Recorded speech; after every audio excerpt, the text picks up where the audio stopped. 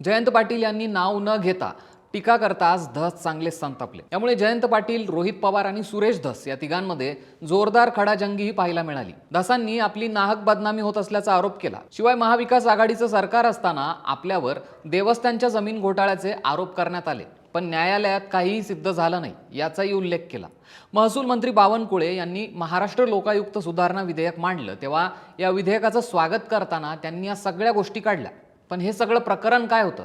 जयंत पाटील यांनी ज्या मारहाण प्रकरणाचा उल्लेख केला ते नेमकं कशा संदर्भात होतं आणि मारहाण झालेले राम खाडे हे कोण होते? काही दिवसांआधी राष्ट्रवादी शरदचंद्र पवार गटाचे राम खाडे हे पदाधिकारी यांना जबर मारहाण करण्यात आली होती।